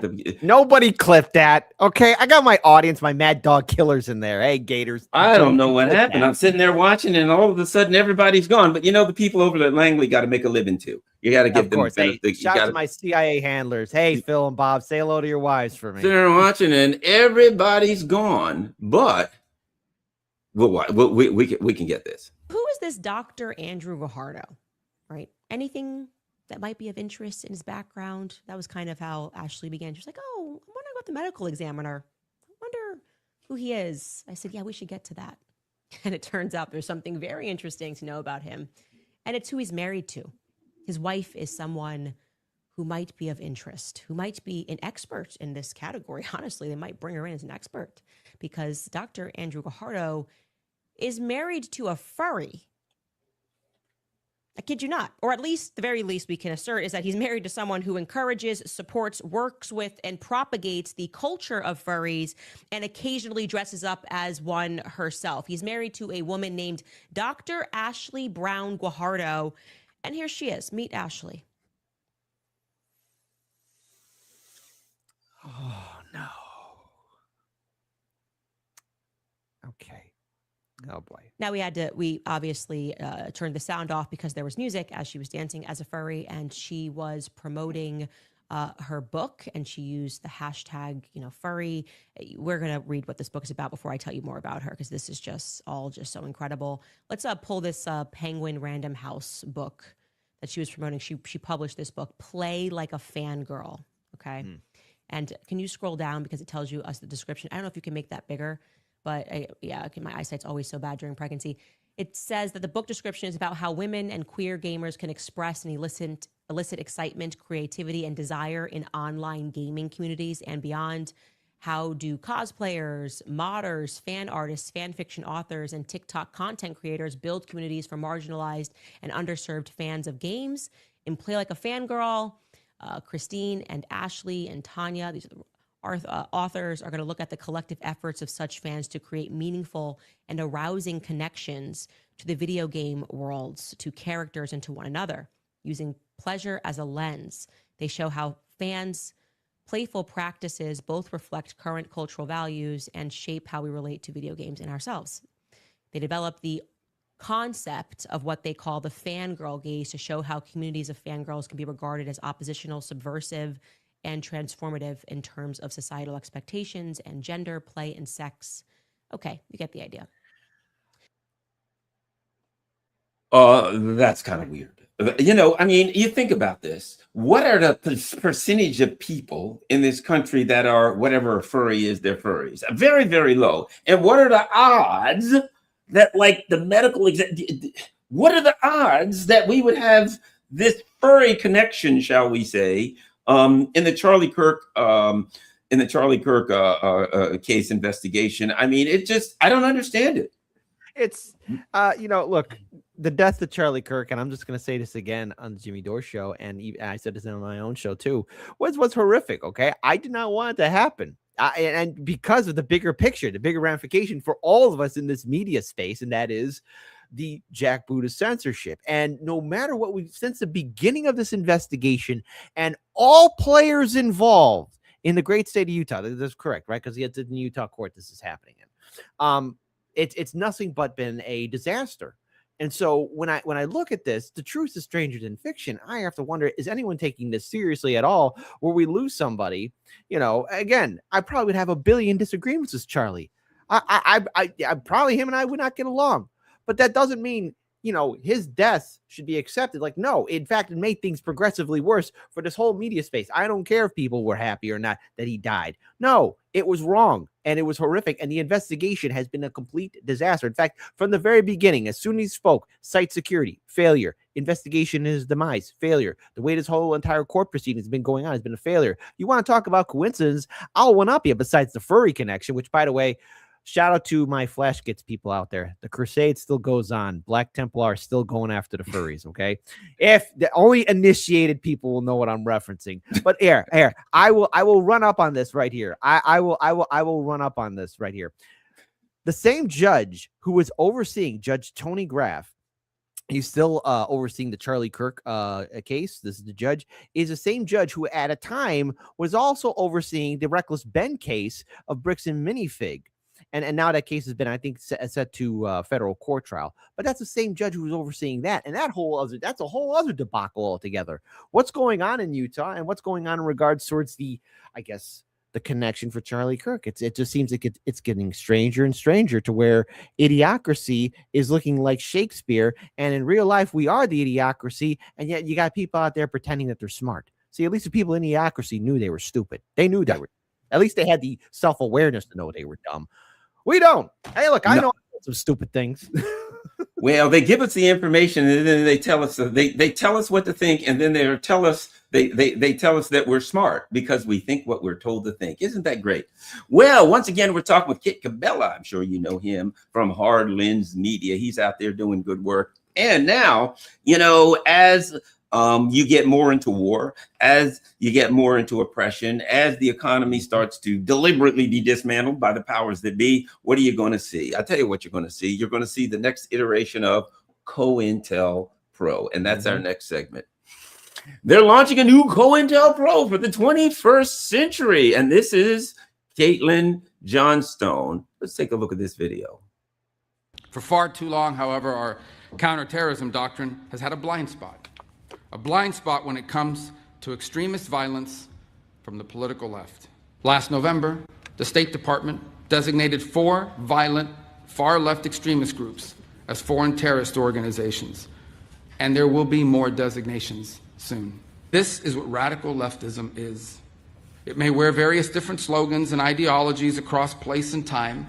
They can call themselves anti-capitalists or anti-imperialists or communists or anarchists or Marxists, but the fundamental character is always the same. It's always the same. It is a poisonous resentment cloaked in the language of equality and justice, and the world communism envisions is a world without God. Old ideological boundaries are now giving way to new operational alliances. The unified front between international Marxism and radical Islamic movements need not share the same ultimate vision to share the same immediate enemy of free and self-governing societies. A National Security Presidential Memorandum, or NSPM 7 to be exact, that directs for the first time in American history all of our law enforcement and intelligence agencies to work together to disrupt, identify, defund, debank, arrest, and prosecute these political terrorists that are operating in our country. Debank, defund, political terrorists. The Trump administration has announced a renewed crusade against far-left terrorism, which sounds okay if you don't know that the word terrorism only means behavior which goes against the agendas of the Western Empire. The White House announced on Thursday that it has launched an unprecedented global offensive against the transnational, that tells you they're doing all global offensive of radical left terrorism, under which far left extremism will be treated with the same seriousness and ferocity the world has long reserved for jihadist terrorism. Again, the war on terror comes home. It always does. Journalist Clinton Klippenstein reports that according to leaked document from Marco Rubio's State Department, groups to be targeted under the new marching orders will include violent far left and anarchist networks. You can be an anarchist, but I guess you can't. And other violent extremist actors, as well as violent pro-Iranian and anti-Semitic networks. That would be in there. And militant, now listen to this, anti-tech and eco-terrorist movements. Why do they say that? As the rise of people who group saying we don't want these data centers, they're messing up everything, they're causing the prices to go up, they're screwing up our environment. Those would be militant anti-tech and eco-terrorist movements, Kit. And I think they need to be defunded and debanked. The move is premised on a White House memo known as NSPM 7. In the words of Trump advisor Stephen Miller, NSPM 7 directs for the first time in American history all of our law enforcement and intelligence agencies to work together to disrupt, identify, defund, debank, arrest, and prosecute those political terrorists that are operating in our country. The line strongly echoes the line of a 1967 memo describing the goals of the J. Edgar Hoover program, COINTELPRO. Your thoughts, Kit Cabela? Yeah, of course. Well, first of all, what I'd like to say to my colleagues, our colleagues who are conservative and libertarian, and you guys should be vocally against this, because this is what happened to a lot of people from 2016, dare I say, to 2024, at the height of the latte drinking liberals who were snowflakes and wanted to do cancel culture and censorship and suppression, not only on the right, which happened a lot, but also on the left as well. I mean, there was a lot of times, where you had people being censored and canceled. And I remember giving this warning way back in the day, I think 2017, where those that are cheerleading for the censorship and suppression of anyone, be they on your side or either that on the right, you are now signing your own death warrant for this very same system to be used against you. And what we are witnessing here is a mutated, evolved form of what we saw in the last 8 years of the cancel culture and suppression that was happening throughout all social media, throughout all the adpocalypse that happened on YouTube, to all the changes that's been happening. Because YouTube used to be completely different, and now we're seeing it weaponized again. And it was weaponized heavily in 2020 to 2024, where a lot of people in our sphere, especially those on the left, were really being censored. There are channels that I've collaborated with that are heavily suppressed, censored, or permanently demonetized. I myself have dealt with the online censorship. It's a miracle I'm still standing, and that jackboot isn't letting up anytime soon. I wonder why. It's because right now we're seeing a full weaponization. Now, here we have the Trump administration, which I believe last year was proudly touting that they got rid of the Biden censorship machine. I press X to doubt, because more importantly, it is still being used. It is still being used. They're not going to let something like that just go away overnight. It is effective to controlling critics. It is effective for silencing people. The most fundamental thing in regard to the amendments is the First Amendment, our right to free speech, our right to criticize, your right to criticize me, my right to criticize anybody else, Jimmy's right to criticize, the audience's right to criticize, everybody. You have that fundamental right. Free speech should be protected and cherished at any at all costs. And now we have this administration saying the far left. Really, the far left, what is it? Who are you describing? Because the unified left is not like how it was with the Bernie Sanders movement. It has been heavily fractured, heavily divided. I mean, most notably, you had the force to vote. I mean, we saw what happened where people were asking just a simple help from our congressmen and women to put Medicare for all on the House floor for a vote. And guess what? That didn't happen. And then in turn, you had people shaming. Remember how people were shaming voters for not supporting Biden and then later on Kamala? I saw firsthand how a lot of liberals were disrespecting the dead here in Chicago when activists were naming the names of dead Palestinian children. So it's the full-on weaponization now. Like, what is the left? Who are you targeting? Because guess what? If you are on the other side, on the right, for a moment, you are safe. For a moment, you are comforted in knowing that, I guess, your opponents are going to be rounded up. But don't wait up. It'll get you soon enough. Yeah. And the fact that this is now being considered and humored and being supported by this administration, you don't think it won't come after you? Because I made this prediction that it's going to come after us. I made this, even if you were against it, like, hey, this is going to hurt us. Hey, if you're for cancel culture and censorship because somebody made a mean tweet 10 years ago, okay, don't wait up. You will be next. And I get it. Maybe people change their minds, or people said something that wasn't really correct at the time. I guess like, hey, I made a mistake. But now that mistake is you embraced a censorship machine that can target everyone, because now we have these flock cameras being set up. We're being tracked. We're being monitored. Our data is being collected. We're in a full-on open-air prison. Yeah, and you got to add this. You listen to what they're saying. The government's never going to tell you what they mean. They're going to cast a broad net so they can catch everyone in it. It's not an accident that they start off. If you listen to their rhetoric, what does he start off? We're going with the far left extremists. And then all of a sudden it turns into an anti-Semitism. Wait a minute. And anti-tech. Wait, time out again. Anti-tech? How did that get into far left extremism, violent extremism, anti-tech? You just slip that one in there. An eco-terrorist. That clearly is an indication that these people who are out here starting to organize, saying, I got an issue with the data systems. Anti-tech. Oh, wait a minute. Flock cameras are all over creation, and they're anti-tech. You're some kind of violent anti-tech person. So by the time they say you're a far left, you're anti-tech, extremist, pro-Iranian, well, could that mean people who say, hey, I think this war was a stupid idea, and we have no right legally under international law, our war of aggression is a violation of international law, and might I add, it's a violation of constitutional law. Whoa, you're a pro-Iranian, pro-Hamasian guy. I guess you're in far something extremist. By the time you listen, if you go through the description of the quote groups or ideologies or whatever, I think I fall in most of them if they want to, if I say things that I have a right to say that are protected speech, you could throw most anyone into any of those groups, which means it's just who they want to get. That's all it is. Who do they want to grab?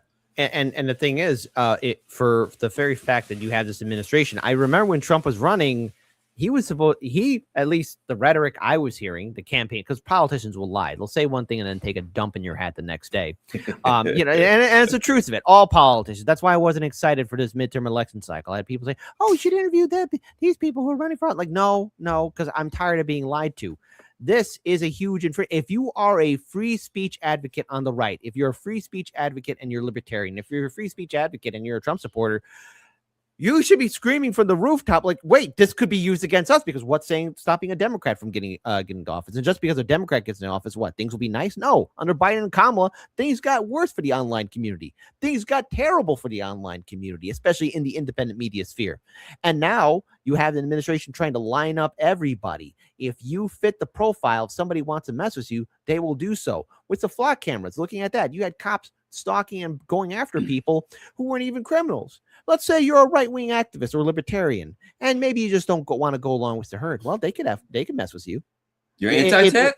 Yeah, you're anti-tech. Militant anti-tech guy. I guess that's going to be the description that you fall into. You're a militant anti-tech, and if you say, look, the problem I have with these data centers are that they can get you for anti-tech, because you have a problem with data centers. And then you say, hey, they're sucking up all the water and they're taking over there. You're an eco-terrorist now. So they got you twice. So now, but what did they say in there? See, that's the key. Go back to the truckers in Canada. That was the indication. Ooh, you gave $25 to the truckers in Canada. We're locking up your bank account. What they were saying was all the things that they told us that they thought were horrible that the Biden administration was doing. Now they're saying we're going to do economic sanctions. Again, the war on terror always comes home. Economic sanctions against Venezuela, economic sanctions against Russia, economic sanctions. And now you have the unmitigated gall to stand up and say you don't want a data center in your backyard, and you don't want your electricity bill to go up 4 times. Sorry, pal. You are getting. They did it to Scott Ritter a few months ago. Just threw him out of the bank for no reason. He gets a letter. Hey, guess what? You're out of here. You've been banking for years. I'd also say this here, and for anyone like this should enrage anyone across the political spectrum, generations, boomers, extra millennials, Gen Z. This has been planned for a long time, because if we were to wind back the clocks to 2017, 2018, I forget which bill it was, but Nancy Pelosi was first screaming from the rooftop about Trump. And then all of a sudden they allowed during his first term, gave him more powers as NSA to spy in on us. And we had a whistleblower named Edward Snowden give us that warning a long time ago when Obama was president. And then you have the Democrats giving and expanding the powers of NSA under Trump's first term to Trump. This has all been set up. And unfortunately, with all these cameras being set up, with all these cameras being put into areas in which there are no streets, for example, there's videos all over social media of flock cameras and other types in obscure locations, parks, anywhere else where there isn't vehicles. Why are they there? There was another YouTuber who even exposed that 90,000 of these cameras can be easily hackable. And that means they can be used to track a person down, whoever they are, law enforcement, local or federal. Maybe they could track you down because you said something mean on Facebook or X. Maybe you were critical, saying, hey, how come we're at our 200th war right now? How many countries are we at war with right now? How come our politicians are doing insider trading? And does that make you the enemy of the state? Does that mean these politicians are above criticism and their actions too? Because we're the ones flipping this bill and paying for this. So that's the biggest joke of it all, is we're being spied in on. And now you have the Trump administration trying to round up everybody, saying that they are extreme right, or extreme left, but eco-terrorists. And then they say with this absolute ridiculous that makes them a threat. Well, when does it stop? Yeah. How many people will go on that list? But in their defense, they don't just go with the fun. By the time they get finished with their list, there's room for everybody. You know what I mean? You got to give them credit. They leave. I can't wait. Their arms are open. Yeah, you don't like tech. You're opposed to tech. No, I actually kind of like tech. I just don't like the government being on the other end of the tech, staring at me all the time. But we have a very, very significant example of that, where, unfortunately, for a teacher, we have a person who had some questions, perhaps maybe wanted to clap, perhaps maybe to imply that they were concerned with some things that were happening with big tech and data center, and there was a price to pay. Let's get going. Kansas high school teacher is arrested for simply clapping in opposition to the development of a data center. And in fact, we've got a video for that, and we're going to show you the video. Belongs to us. Thank you. All right, next. Ask them to leave. Uh-oh. Can I? Chief, will you take the next person out that claps or anything, please? What'd he do? He clapped.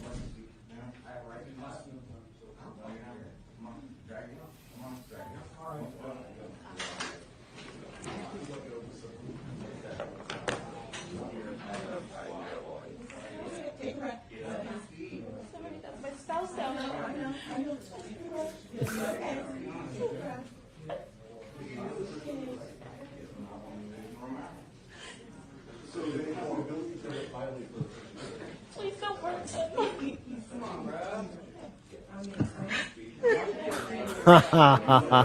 Oh.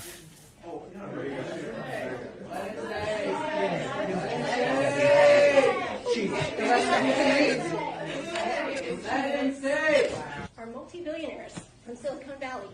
Why is it okay for them to skip out on the taxes?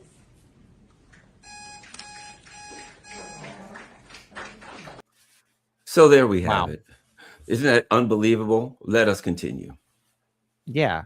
Teacher arrested after clapping in support of AI data center detractors. A Kansas teacher says he won't be silenced following his arrest for allegedly disrupting a public hearing on a proposed data center. Lux Claridge, a physics teacher at Emporia High School, and several other attendees at an Emporia City Commission hearing on July 22nd were issued verbal warnings by commissioners regarding disruptive conduct, including clapping prior to his arrest, police said. But Claridge allegedly continued to interrupt the meeting and refused to leave as he clapped in support of speakers opposing the planned Flint Hill Digital Campus Data Center. Claridge did not comply with law enforcement's efforts to remove him from the premises, requiring officers, I like the way they put that. They had no choice to physically carry him out of the meeting, Emporia police said. Claridge was later taken into custody to the Lyon County Jail on charges of interference with law enforcement and disorderly conduct. The Emporia resident was later released after posting bail. I'm glad to be out, but this is an inconvenience, really, Claridge told the station. It's not really deterring me for speaking out, or I guess clapping. Claridge, who is scheduled to appear in court in September, said he plans to plead not guilty. Claridge, who opposes the planned data center, attended the hearing as the city passed zoning changes for the project, along with his wife, Jessica. Footage from the meeting shows Claridge telling an officer to drag me out prior to the arrest. Seeing them carried out like that was a lot to handle,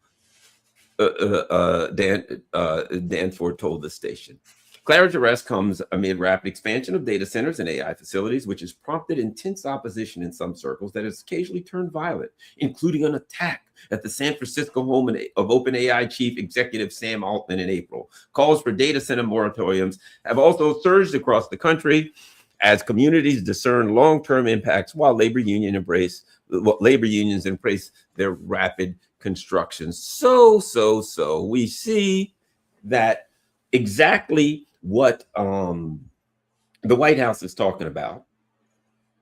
This guy, I guess, is an anti-tech militant, maybe, or an eco-terrorist of some kind, and the man claps. You want to talk about First Amendment? You need to get to I would think, actually, that clapping could be interpreted as an expression of speech. I mean, if money's speech, then hell, clapping's got to be speech. But imagine that. He disrupted it. He was dragged out. Hey, what's his? He's in court. Your Honor, I'd like to show you my horrible crime and transgression. All right, Mr. Claridge, demonstrate it. Oh, my God, give this man the chair, kid. Listen, unless there's more video evidence of this man breakdancing and singing and doing yeah, exactly. If he's doing all of that, okay, fine. But if all what they got is this: the judge should be looking at this, and here's hoping that everything goes correct. The judge would be looking like, we're wasting precious courtroom time for this. We have a trial hearing. For a reasonable judge will look at this and say, how is this disruptive? I've seen my fair share of city hall protests and people yelling in Chicago. If that is a level of disruption, come back at me and tell me when you have a real rock and roll story. I've seen glorified parades. Shout out my friend Nick Thompson. Glorified parades against Donald Trump that seem far more organized, dare I say, could be a little more disruptive than what that was. That is a nothing burger. That means nothing in the long run of him applauding and agreeing into what a statement was made. And to add insult to injury, his wife is there at the podium. She is seeing her husband. She is in distress. And the city councilwoman saying, oh, it's okay. It's okay. Like, no, it's not okay unless he's saying something horrific, mean, disruptive, or disrupting the city council. A clap doesn't disrupt anything. A clap doesn't do anything. And yet he gets taken out. And now he's going in September, going to be going in front of a judge. This is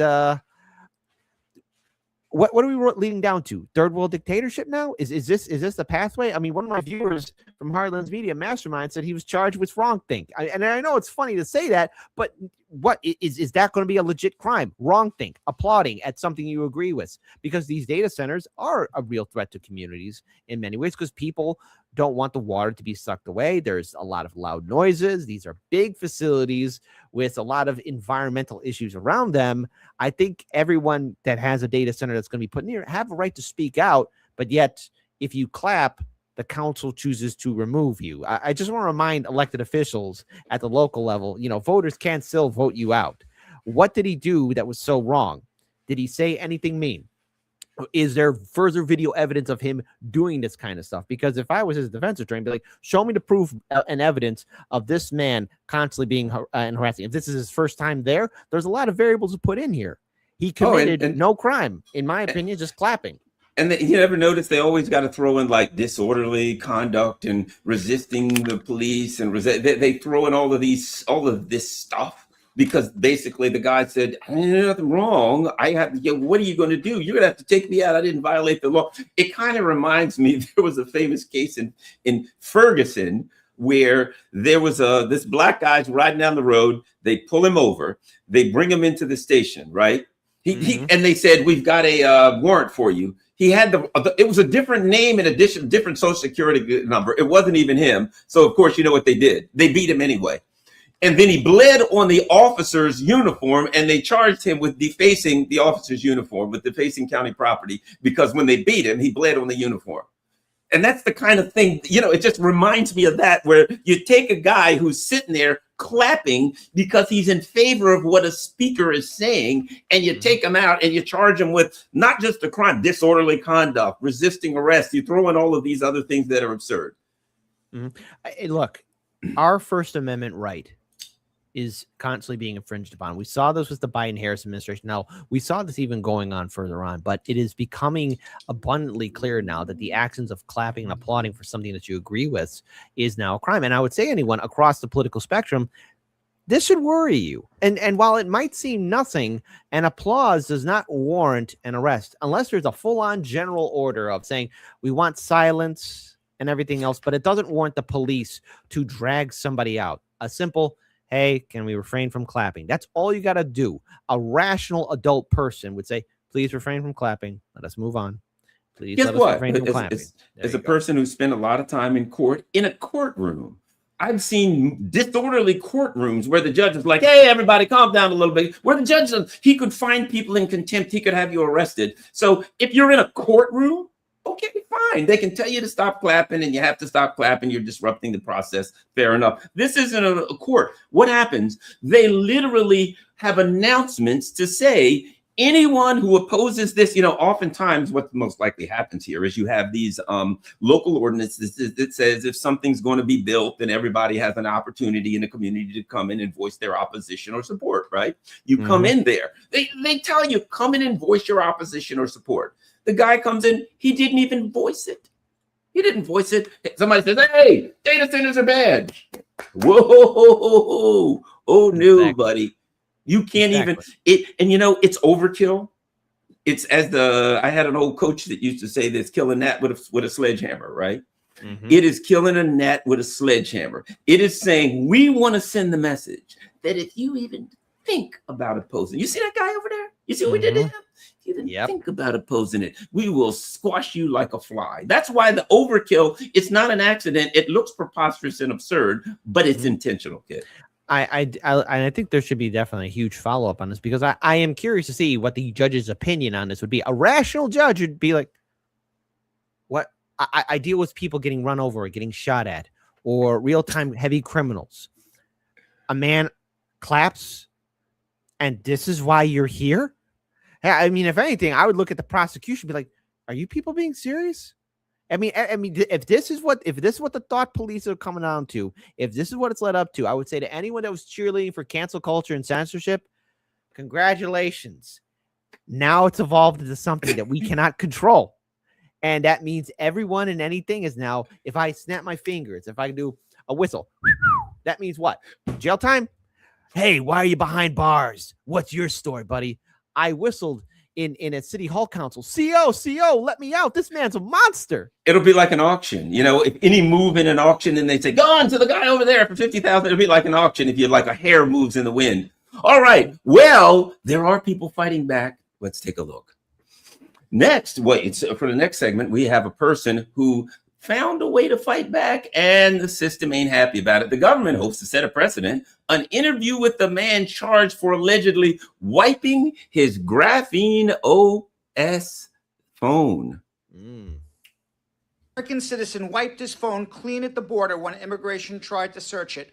And now the federal government is charging that American with a felony that could put him in jail for up to 5 years. This is absolutely true. Federal prosecutors have charged Samuel Tunick, a U.S. citizen, after customs officers entered a passcode he provided and his Google Pixel allegedly erased all of its data. Tunick was returning from the DR through Atlanta. His phone reportedly ran a type of self-destruct software which allows users to create a separate duress credential that wipes the device instead of unlocking it. Tunick was indicted under 18 U.S. 2232A. A law that's barely ever used. It prohibits the destruction or removal of property to prevent a lawful government seizure. Now, the prosecution's theory is that the phone was merely the container. The digital data was the property, and Tunick knowingly caused that property to be destroyed while the officers were trying to seize it. The government doesn't have to prove that the phone contained anything illegal. The wiping of the phone is the crime. Now, Tunick's lawyers argue that the detention and seizure were completely unlawful. He was targeted because of his political activism. He was not given his Miranda warnings and certainly wasn't given access to an attorney. Now, what everyone has to understand is that CBP updated their rules for phone searches in early 2026. And the new rule says CBP can refer any traveler, including a U.S. citizen, to secondary inspection without any suspicion. A basic manual phone search can be conducted without a warrant, without probable cause, without suspicion. Under current CBP policy, an advanced forensic search requires reasonable suspicion or a national security concern plus supervisory approval. But in Atlanta, there's special rules, and there's binding precedent from the 11th Circuit that says the Constitution itself does not require suspicion even for a forensic border search. And that's why the government can take your phone, especially in Atlanta, hook up wires and download stuff. Now, if a citizen does not unlock the phone, CBP, under the new rules, can detain the device, delay your inspection, but because you're a citizen, you have to be allowed into the United States. Now, for Tunick, the critical issue is intent. Installing software or duress passcode is not illegal. Ordinary deletion for privacy is also not illegal. So if he deleted the phone well before he got on the plane and then entered the customs area, what did he do wrong? Nothing. But the statute expressly covers conduct before, during, or after a search. So if you know a search is about to happen, you now can't delete your phone. Now, Tunick has been charged but not convicted. Government still has to prove the seizure was lawful and that he intended to defeat it. Let me know what you think in the comments of this case. All right. Now, this is an interesting one, isn't it? Let us continue. Graphene OS, sounds like a good operating system, provides users with the ability to set a direct pin password that will irreversibly wipe the device, along with any installed eSIMs, once entered anywhere where the device credentials are rescued. The wipe does not require a reboot and cannot be interrupted.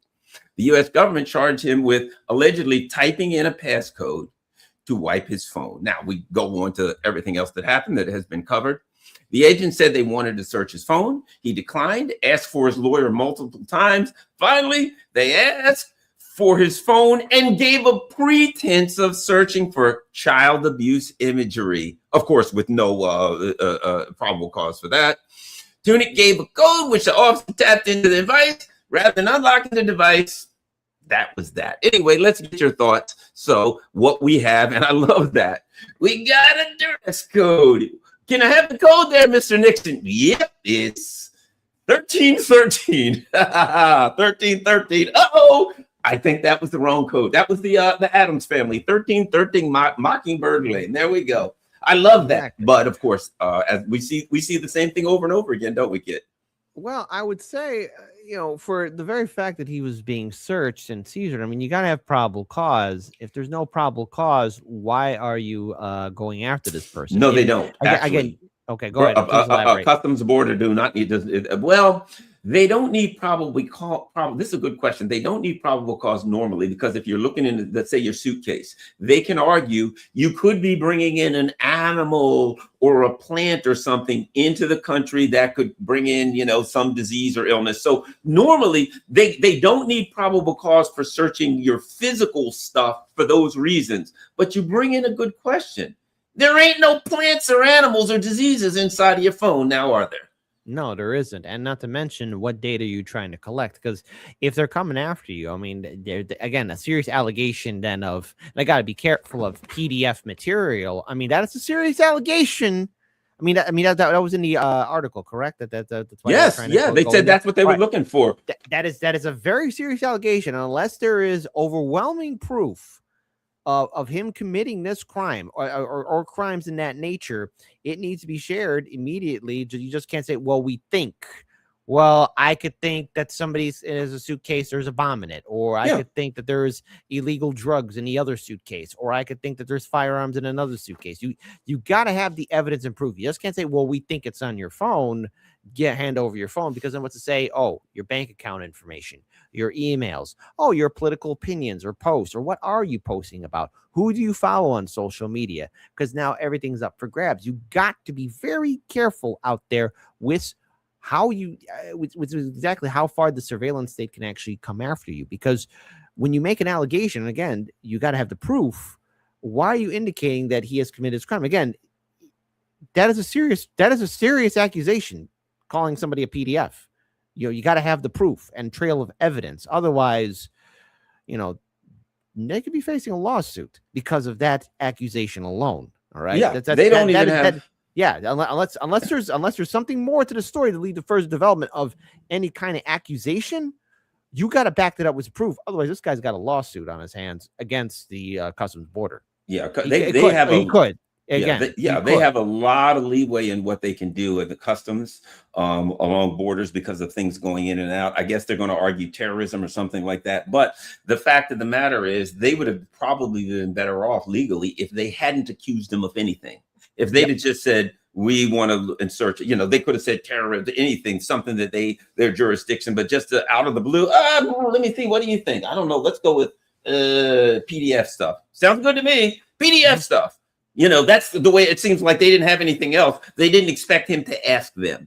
Mm-hmm. And when he asked them, they're like, okay, well, I guess as good as anything.